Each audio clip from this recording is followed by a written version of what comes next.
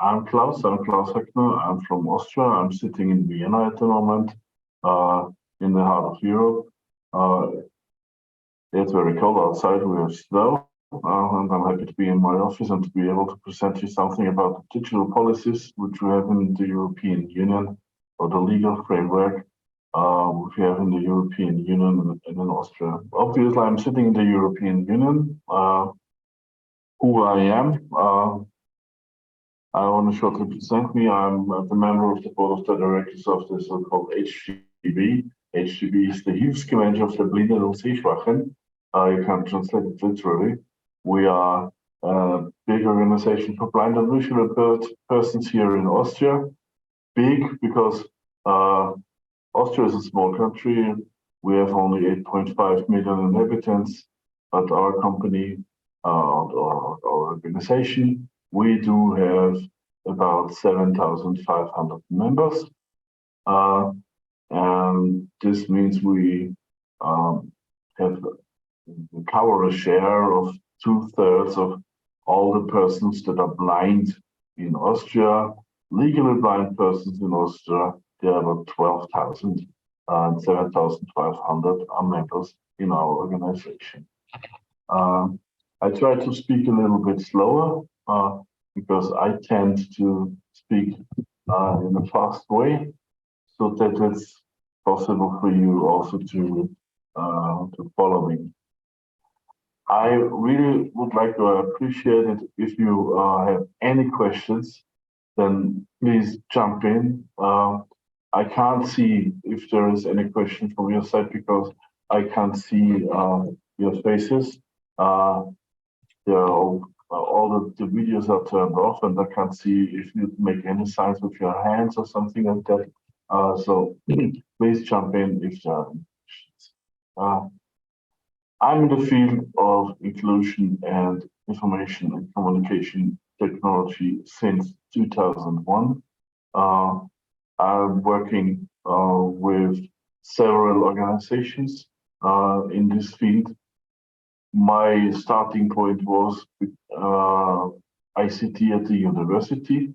I studied economics here in Vienna, and I came to this organization where I'm the head now in 1998 to establish all the ICT here.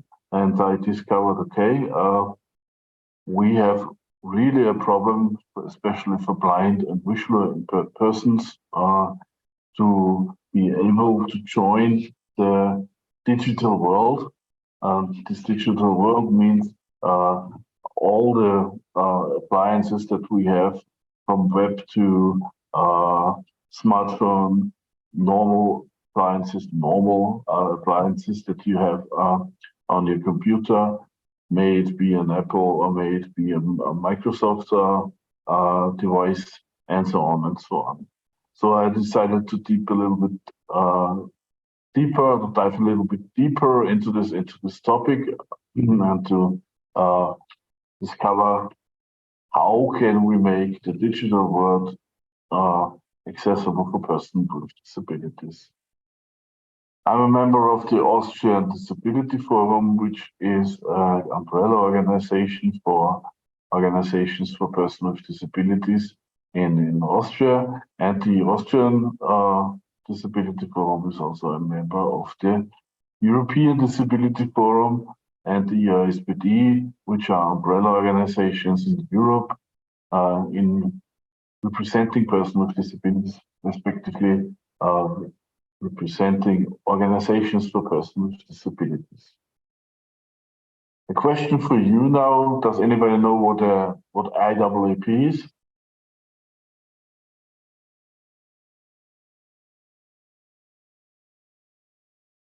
Any idea? No. No. IAAP is an organization sitting in Atlanta, Georgia. It's the International Association of Accessibility Professionals, and they are offering certifications for persons in the field of digital, and not only digital, also in built environment accessibility. That means you can say, okay, I want to prove, or I want to show to the outside world that I'm a professional in digital accessibility. Then you can make the so-called WAS, the Web Accessibility Specialist certification. Or if you want to say, okay, I'm a specialist in implementing the process of accessibility within an organization, then I can do the CPAC, the Certified Professionals in Accessibility Core Competences, which I am, for example. Or you can make a building environment specialist exam, and all these exams are recognized worldwide. And we have now about 7,000 persons worldwide who have done one of these exams, which also can help you to prove if you are looking for a job, for example, in a consultancy for accessibility, to prove that you are a professional one in accessibility, and you do not only say that you can do this, you have a proven experience in this. And there are some conferences, well, the worldwide conferences, which are working in this field. The CSUN, for example, the CSUN is the conference of the State University of California in Los Angeles every year, with about 3,000 attendees, where also accessibility in the digital field is the main topic. We have also about 100 to 150 booths from companies showing the solutions in this field. The AAATE is a European conference, the Association of the Advancement of Assistive Technologies in Europe, which is held every 2 years in another country here in Europe.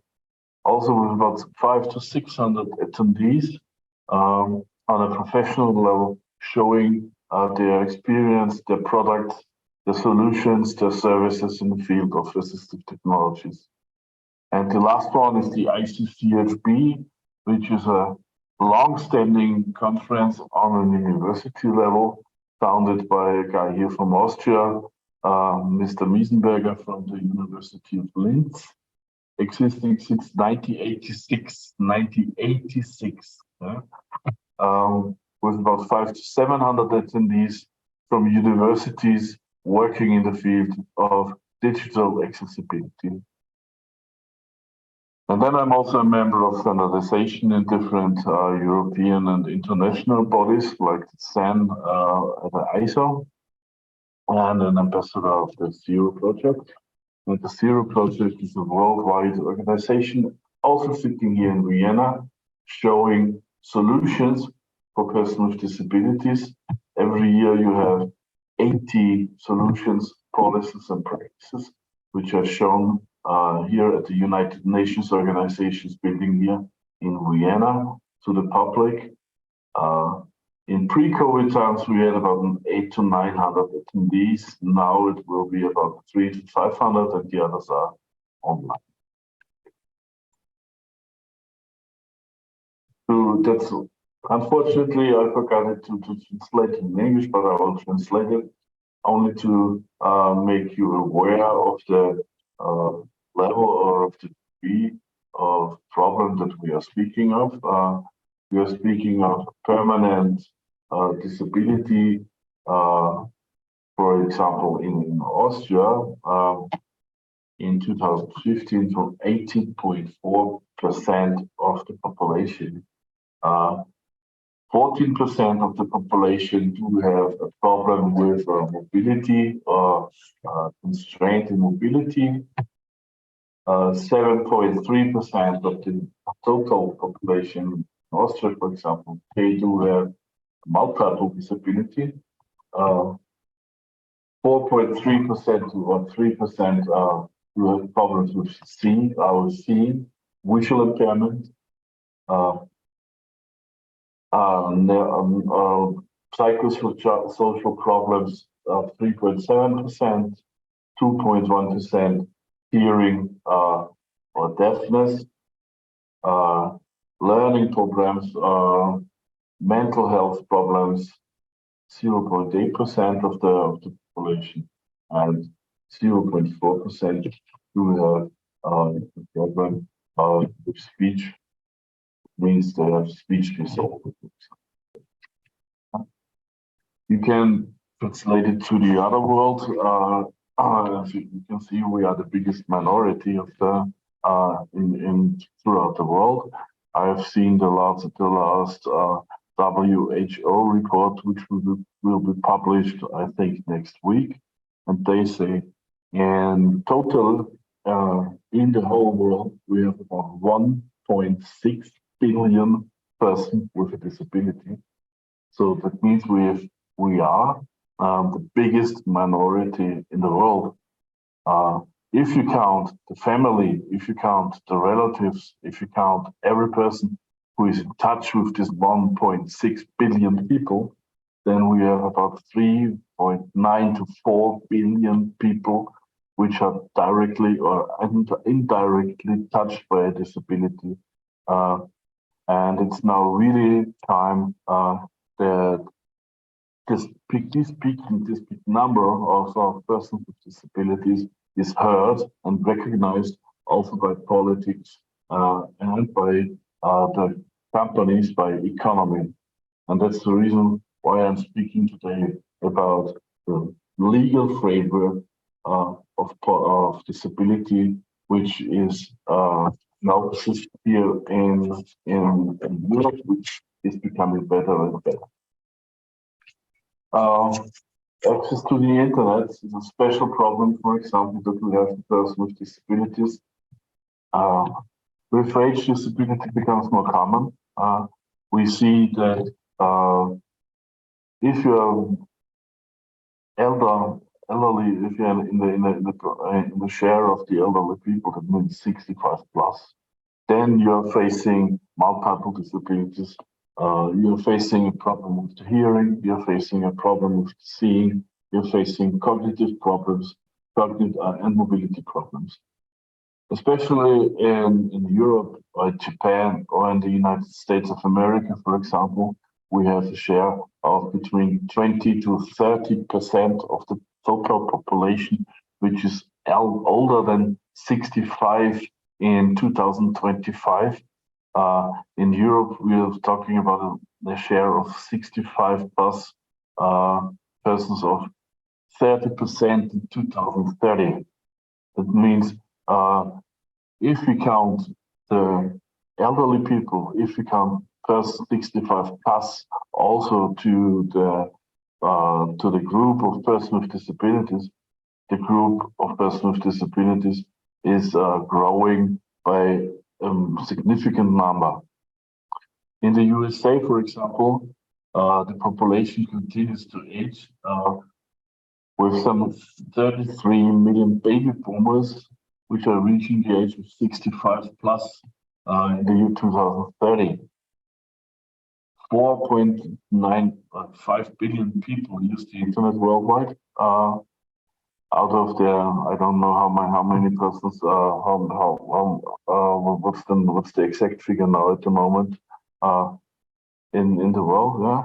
That means 63.2% of the global population is using the internet. Especially persons with disabilities are facing a problem with the access to the internet. May it be if they don't about affordability, but if it is possible for them to enter the internet, then mostly they are confronted with some disability or some accessibility problems. That means the websites, for example, or the applications in the internet are not accessible for them, even if they use special tools, assistive technologies. But there's a light at the end of the tunnel. Pandemic showed us that the use of the internet is possible for all. But we need accessibility. If there would not have been this pandemic, we would not sit here and you would not hear me talking to you. The pandemic has shown us that it is possible to bring work, to bring lecture, to bring university, to bring school, etc., to every person in the world, even is there is a possibility to connect to the internet, and the tool like Zoom in this case, is accessible for them. That's also the reason why we have captioning, for example, to make it easier for hard of hearing and for deaf person to follow what I am telling you here now. We could also have, for example, sign language interpreting in an own video, for example. No consideration of the largest minority in the world is on COVID-related sites and apps. That's one of the really true and sad things that I have to say when we look back the last 2 or 3 years. Especially, not only especially, but if I look on the apps in Austria, for example, which were edited, which were programmed in a fast pace to help people to cope with the problem of the pandemic when they are sitting at home, for example. Nothing was done for persons with disabilities. We then checked the websites and then we tried to reach out for the responsible persons sitting in the ministries or sitting in the offices of their companies and tell them, hey, you are banning the biggest minority of the population from the use of the internet and from reaching to your information that you put on your website. You're banning 15% of the population from being informed how they can cope with all the problems that are arising during the pandemic. And you should do another thing. You should, from the beginning, from the scratch, consider accessibility for persons with disabilities as one of the main focal points that when building up applications and when building up websites worldwide. Are there any questions until now?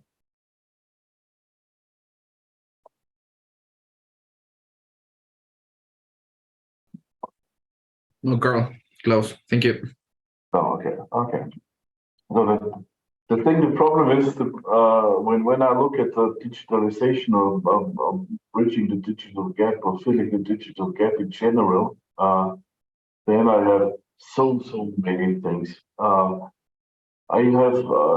tried to find out how many policies and practices and how many roadmaps there are in Austria, for example, only to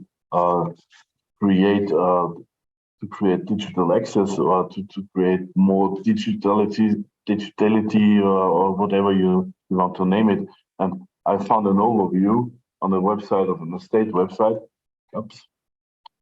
And it was this. We had 1, 2, 3, 4, 5, 6, 7, 8, 9, 10, 11, 12, 13. You have 13 digital strategies only for accessing the internet, for artificial intelligence, for e-government, blah, blah, blah, for cybersecurity. But no one is caring about digital accessibility. There is no digital roadmap, no digital strategy especially for persons with disabilities, for ICT accessibility. Miguel. Yeah, hello, Klaus. Nice to meet you. I have a question regarding the Austrian legislation. You just mentioned that there is no law. Well, there is lots of law you presented here, but my question was related to the European Accessibility Act that I saw that in Austria is in the parliament nowadays, and it will be a law in the future. Not yet. Not yet. So could you give us a bit? Yeah, will come. That will come. Thank you very much. That will come. I will speak about the regulations and frameworks in Europe on the next slide. Yeah. Okay. Okay. Sorry for interrupting you. Sir. No problem. No. Ask me. No problem.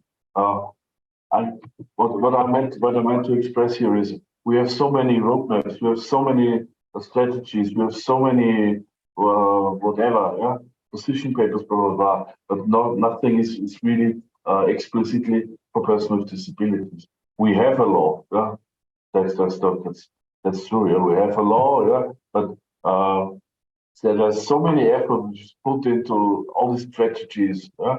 But there's no effort put into the implementation of the laws for persons with disabilities and accessibility. Yeah? What is the framework? Let's see, what is the framework that we have in Europe? Okay, in the beginning we have the United Nations Convention of the Rights of Persons with Disabilities and the optional protocols. And in the early 2000s, adopted by Austria, and there is the commitment in Austria also to implement all the regulations and all the rules that we have in the United Nations Convention of Rights of Persons with Disabilities. We have the so-called NAP, the National Action Plan here in Austria, which is renewed every 10 years. We have now the second NAP after the implementation of the CRPD, which tells us how far the implementation is gone. And yeah, there is a lot. There are a lot of things to do. We have the Marrakesh Treaty. Can anybody tell me what this is? I don't want to speak only for myself. Perhaps somebody can tell me what the Marrakesh Treaty is. No idea for myself, Klaus. Pardon? No, I don't have an idea what is the Marrakesh Treaty. Anybody, we have now 15 participants. Facilitates cross-border access of books without the permission of copyright holders amongst the countries with copyright exceptions. The copyright exception to blind and visual impaired persons, so that you can transform books into accessible format. That's the Marrakesh Treaty. Then we have the recognition of sign language as a known language in Austria as well as in the European Union. Sign language is a natural language. It's not a natural language, but sign language is mother tongue for deaf people. Then we have the Web Accessibility Directive from 2016 on the accessibility of websites and mobile applications of the public sector websites. It's only the public sector. There is a mandatory reporting every 2, respectively 3 years, from a sample of websites to the European Union, to the Commission of the European Union. We now are in the second period of reporting for these websites in Austria. Unfortunately, I have to say, only 5 to 12% of the websites of the public sector are really fully accessible in Austria. Then we have the Electronic Communication Act Directive, which delivers an affordable, adequate broadband access, emergency services, and relay services for persons with disabilities. Relay services mean for hard of hearing people, respectively for deaf people, where you have a sign language participant on the other side helping you to speak with the agents. If you have an agent on the other side, respectively, you have sign language interpretation for all the broadcasts that you have to do in the respective country. But it will last very long till we have 50% necessary. Then we have the Audiovisual Media Service Directive from 2018, which covers all the subtitles, the sign language, and the audio description on TV. It means not only on public TV, also on private TV. one of the most important things and one of the most complicated things that we have is the HEN 301549, the Public Procurement of ICT Products and Services Standard, which is based on the Web Content Accessibility Guidelines WCAG 2.1, which is now adopted in regard to the European Accessibility Act, the upcoming Accessibility Act. There you have really technical standards with the amendments how to make ICT products and services in the public space accessible to persons with disabilities. Then the accessibility requirements for ICT in education and the directive of the accessibility requirements for products and services in the private sector, also known as the European Accessibility Act, which is now in later on in focus of my slides. So now the European Accessibility Act, in my opinion, will be one of the game changers here in Europe. It's only a little bit comparable to the other, the American Disability Act, which is now in force since more than 30 years. Why?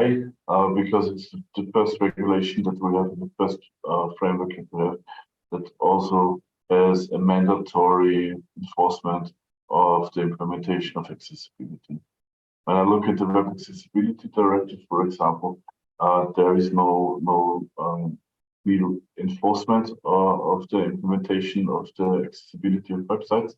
If you are not compliant, you have to mention it on your website, and you have to say, okay, I will do it within the next, say, 2 or 3 years when I have the next relaunch, for example, of my website.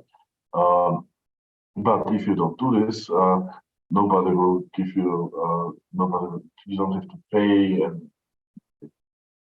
that's another thing for the European Accessibility Act. The European Accessibility Act establishes a monitoring, a surveillance body. And this surveillance body can say, okay, if somebody or something is not accessible, then you have to make it accessible. And if you don't make it accessible, then you have to pay a fee. And at the end, at the last, very, very last consequence, it means that you can't sell your product on the European market if you lose the CE sign, for example, which is compliant with the Accessibility Act. But that's the really, really last consequence. And I don't think somebody will be so stupid to not to follow accessibility when your product then no longer can be sold in the internal market of the EU. The European Accessibility Act covers a range of products, computers and operating systems in general term. All the ATMs, ticket and check-in machines that you have, telephones and smartphones.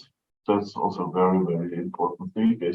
As we all know, smartphones are the most common assistive technologies for persons with disabilities in the meantime.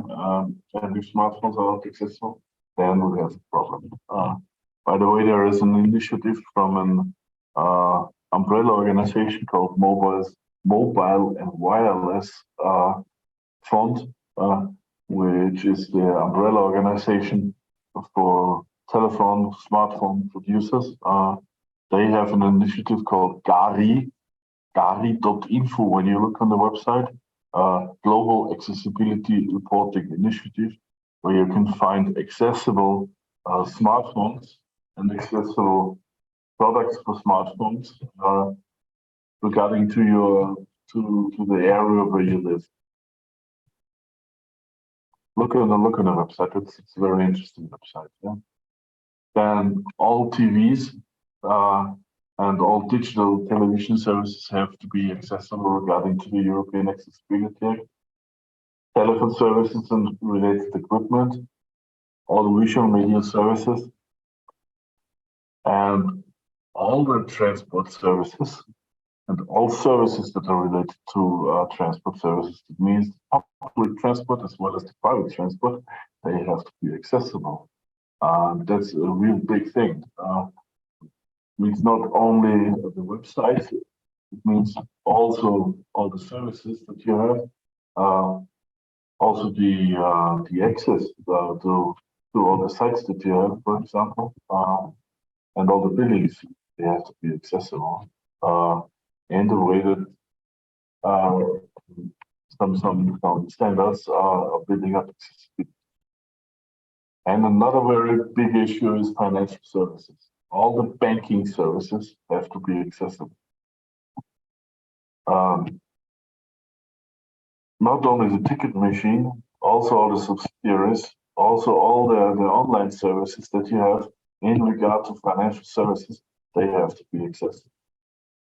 E-books and also very important thing is all the e-commerce services also have to be accessible regarding to WCAG 2.1 or not 2.1 to the relevant standard which is in force at the time of when you're looking at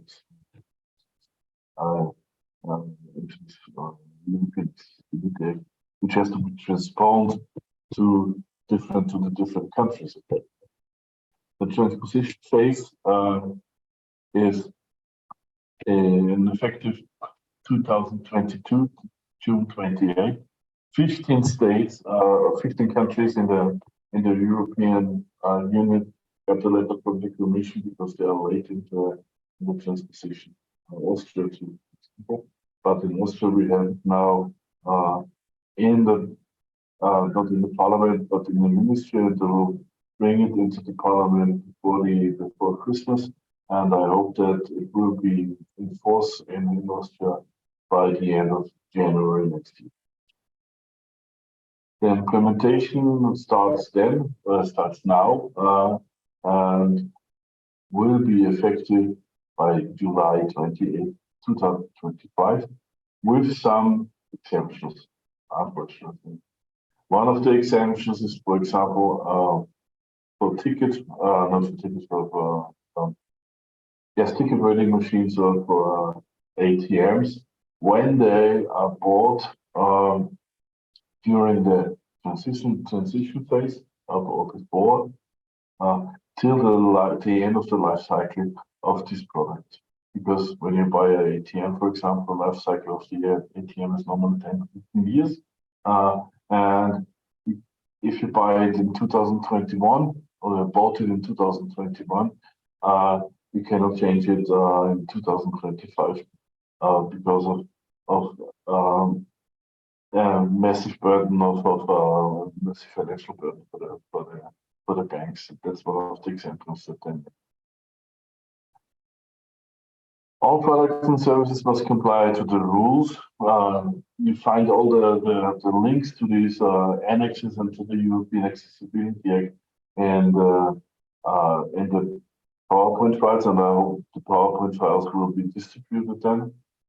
If products and services are in conformity with existing harmonized standards, then we say, okay, if it complies to the EN 31549, for example, then we can say, okay, we assume it also complies to the European Accessibility. If it complies to the Web Accessibility Directive, then we assume it also complies to the European Accessibility. There is a big difference between EN and the HEN directive in practice in Austria, or not in Austria, in the European Union. And HEN, and harmonized European standard, is valid throughout the European Union, even if there are conflicting national standards in the different countries of the European Union. And the EN standard has to be implemented into national standardization before it's valid. It's a big difference. And there will be new harmonized standards created to cover the accessibility requirements which are not existing now. For example, there will be a new standard on emergency calls, and there will be a new standard on non-ICT services in the European Union. And we have to, as I mentioned, the creation of a market surveillance body. Ability to bring products and services into the European Union market and the whole market, the internal market, without having spoken with the authorities of another country than you are based in. That's the CE marketing. Say CE marking, it means if I'm an Austrian, I have CE marking, I can sell my products and my services in Spain as well as in France or in Romania. If I don't have the CE marking, then I have to go to the respective authorities in the countries and to ask them if I can sell my products and services there, if there are any regulations in the market.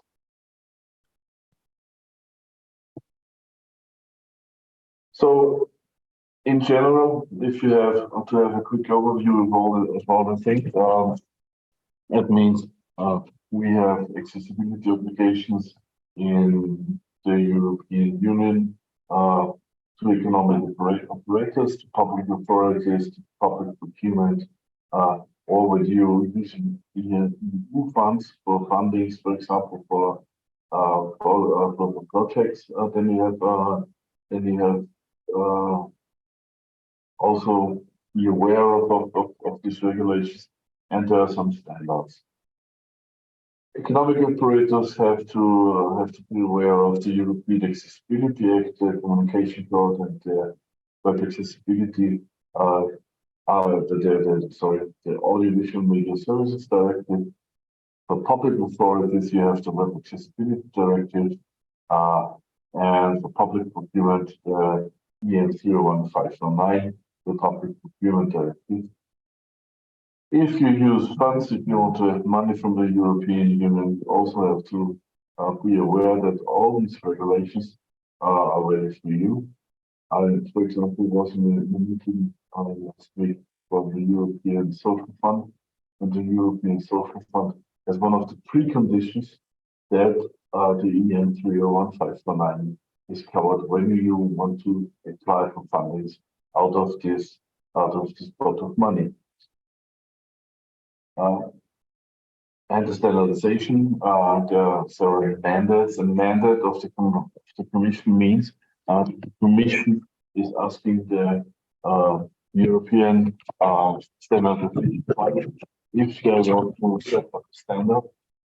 We have the mandate 376 for the EN 301-549, as mentioned before, then the 473 standard for the EN 17161 for inclusive design, and the mandate 420 for also for the public built environment used in public procurement. And there's a new standard for the European Accessibility Act, which is not listed here, which was added several weeks ago. For these 6 standards that I mentioned that have to be taken into consideration if you want to comply to the European Accessibility Act. The same is for Austria. I don't want to tell you all the things because I want to have 10 minutes for questioning. You can read about it. It's more or less the same, but only for Austria, implemented in Austria. What is really important for you, I think, is the links to all the resources for the organizations, for the conferences that I mentioned. In this in the organization, then we can find all the links also to the regulations, to all the conventions, and to all the laws that are enforced in the European Union.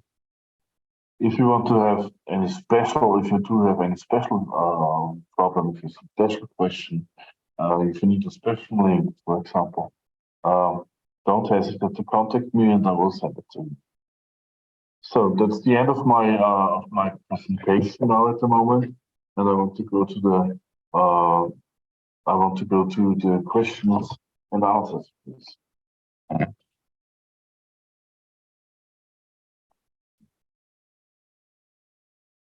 No question. Hello, Klaus. Again, Miguel. Okay, I'm Igor. Hello. Where are you? You're sitting in? Okay, could you repeat, please? Where do you sit?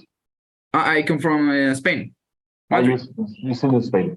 Yeah, I think that you can hear from my accent. But it could be also, let's say, Mexico or whatever. Yeah. Okay, so first of all, it was a pleasure to attend the meeting. I mean, it provided me lots of useful information. And I have a question regarding the compliance of the European Accessibility Act. Previously, you said the other directive in terms of accessibility, the 2016-2102, there was only 5% and 12% of compliance regarding this regulation. What are your expectations regarding the European Accessibility Act? Will be lots of compliance, or would you think that there will be few compliance regarding the companies, institutions, and so on? Because there are two different target groups. The Web Accessibility Directive is addressing the public sector, only the websites of the apps of the public sector. And the European Accessibility Act is addressing the general public, specifically all companies that are working within the Union. It means except the micro companies, for example. Yeah? If you have less, I think it's less than 2 million. Yeah. Turnover every year, then you're not covered by the European Accessibility Act, except you get money from the European Union. Then you are covered again. Yeah? And I think, yes, it will be a big influence. The European Accessibility Act will bring companies to more accessibility, because it's the first time in history of the European Union, or an accessibility legislation in the European Union, that you have fees that you have to pay. If you are not compliant, you have to pay up to 100,000 euros. If I'm a person with a disability, for example. But this will be only in Austria? No, in every country of the European Union. Yeah? Because that's a directive, and in the directive you have up to 100, you have the number of 100,000 euros. Yeah. Okay. Every country can decide that they have to, that they don't want to go to the 100,000. Yeah. They say, okay, we only want to have 50,000, or we want to have 70,000. As in Austria, we have 80,000, for example. 80,000, for example. But I think in Spain, with the answer, you will have the 100,000. Yeah. We'll see. I mean, the compliance of this law, I think, is very important. But could you confirm, as far as I understood, the penalties regarding this law will be in terms of legislation for each country? I mean, for example, in my case, Spain will establish the penalties regarding if you don't implement this directive. Is that true? We have to implement it. Yeah. But the penalties in terms of the quantity that you will pay is European Union matter, or it will be just the member states? That's a responsibility of the states, what they want to have, which the height of the penalty, depends from the country. Yeah. Okay, I understand. You have to have at least a penalty. You have to have it. Yeah. I think there's a minimum fee. I don't know how much it is. Yeah. But as I said, in Spain, for example, I think with the ONCE, because the ONCE is a very powerful organization, they will have the 100,000. Yeah. For sure. Yeah, indeed. Thank you very much. The other thing is the big difference between the Web Accessibility Directive and the European Accessibility Act. Let me show you one example. Yeah? If I'm a person with a disability, and I say, okay, the website of, let's say, the Ministry of Exterior is not accessible. Then I have to go to the when in regard to the Web Accessibility Directive, and I, with disability, I have to prove that the website is not accessible regarding to WCAG 2.1. Yeah. Okay. For example, that's my obligation to say, okay, it's not. Yeah. In the European accessibility, it's the other way around. Yeah. If I, as a person with a disability, say, okay, this website is not accessible, for example, yeah, from let's say, I don't know, a big travel company, yeah, then they have to prove that the website is accessible. The organization, you mean? They have to prove. The organization has to prove that the website is accessible, and as long as they don't prove that the website is accessible, it's considered as inaccessible, and there can be penalties. Yeah. Okay. And that's the big difference. Yeah. Would you expect that there is a kind of accreditation or I don't know, an organization that certificates that a company follows the EAA, for example, then an external organization? You can do this, yeah. You can do this if you want, yeah. But it's not mandatory regarding the law. It's not mandatory. It's not foreseen. There is a body, a surveillance body, yeah, which has to be established. That's a legal obligation from the European Accessibility Act. There has to be a surveillance body, yeah? But where the surveillance body is located, yeah? And how many persons are working in this surveillance body? That's really the thing of the different European countries, yeah. Okay. And if you want to have a kind of certification, yeah, okay, then you have to set it up in the country. Okay. Okay. Like we have, for example, in Austria. Huh? We have in Austria, together with the Technischen Überwachungsverein, that's a surveillance body which is working in Austria, Germany, Switzerland, I think also in Spain and in France, yeah. And they guarantee a certificate, for example, this Web Accessibility Certificate Austria, yeah. There's an independent body testing the website regarding to WCAG 2.1 AA criteria, yeah. And the truth is guaranteeing that this is right, yeah. Yeah, indeed. We have in Spain some organizations who take the web accessibility requirements and they check the WCAG and all these things and so on.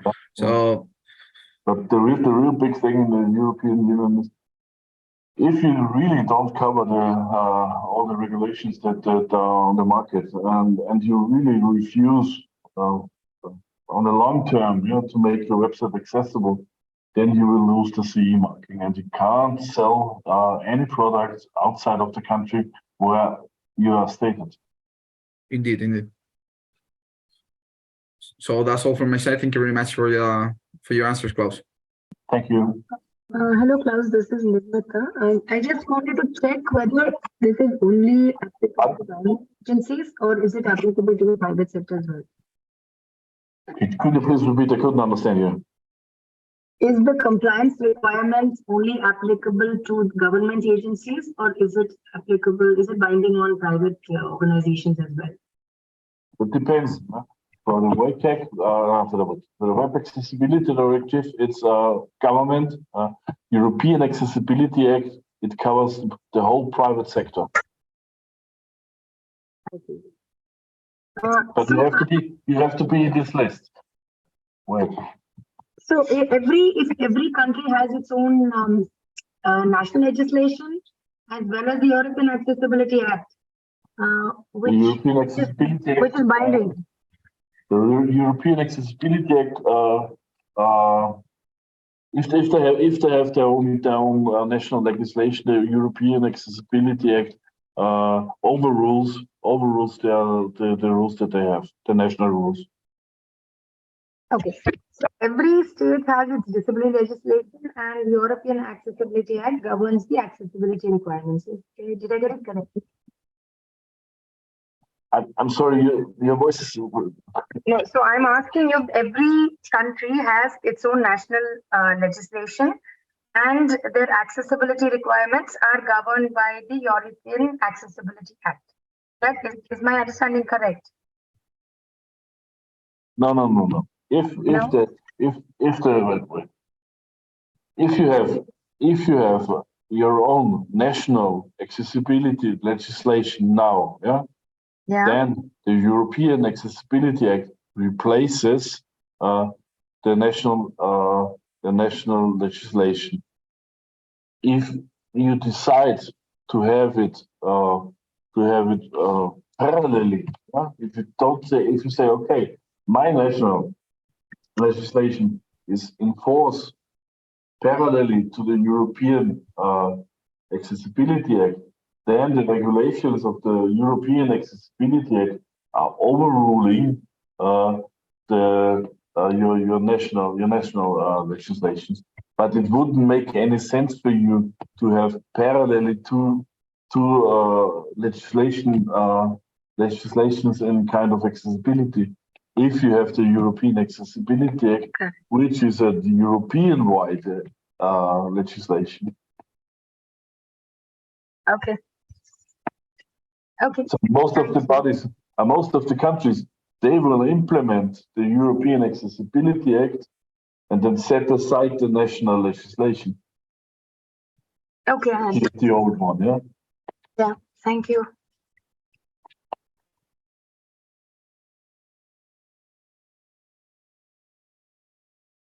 Another question.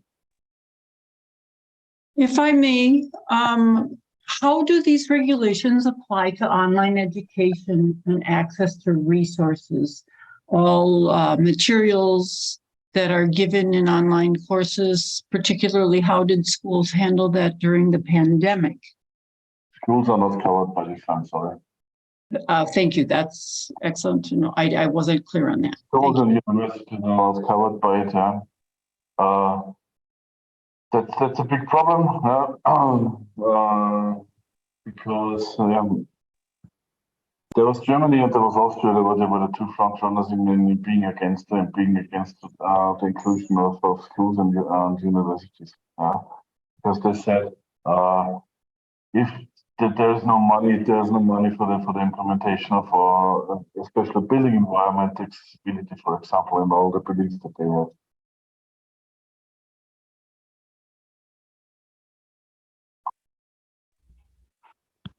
Hello? Yes, no, thank you very much for that clarification. It's a problem that we have not, that we're having a hard time dealing with. So I wondered what the specific, particularly comparing with the US and the current controversies and actually what is reasonable. I mean, it's sad, but sometimes, as you say, there just isn't the money. Other times, maybe there's not the willpower, but we do have to work on it. Thank you. The thing is, schools are covered by the Austrian national law, yeah. But this Austrian national law doesn't foresee any consequences if you are not accessible. That's the big problem. We have in theory, are all the aspects of life covered by law in Austria too, yeah. But as I said before, if there is no penalty, if there is no obligation, then nothing will happen. And in this case, it seems like you're pointing out that without the implementation of a European Union or a pan-Europe agreement, then the point you made that the national legislation would take precedence. Yeah. Okay. Yep, that's very interesting. Thank you.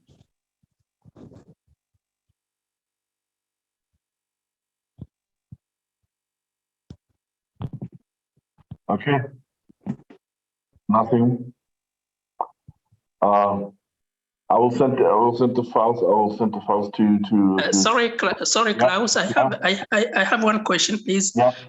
About the European regulation framework. So how does this seems to impact the other countries, not the countries that are not in the European Union, and about how long will it take to become a regulation similar for other countries? Okay, the European standard EN 301/549, for example, which I mentioned for public procurement, was established in several other countries. You are from which country, Sakari? From Morocco. From Morocco, yeah. For example, it was implemented in Africa, in Kenya, last year, or this year we had the implementation ceremony. Then we have it in Australia, we have it in New Zealand. They are speaking in Canada about the implementation of the EN 31549, for example. So there are different countries outside of the European Union considering to amend and to implement the EN 31549 or other regulations that we have here in Austria, in Europe, for example. And how long does it take? For example, for Kenya, it took 2 years.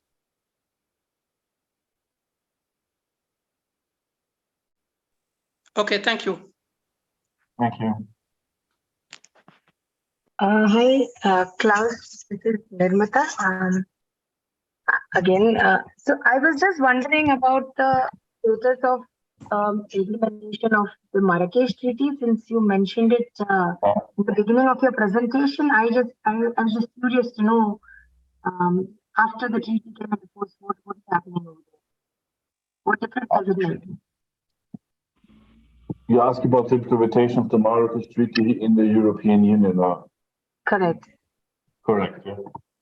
I don't know the numbers of the other countries, but as far as I know, the Marrakesh Treaty is implemented in most of the countries of the European Union, and is enforced there. Yeah?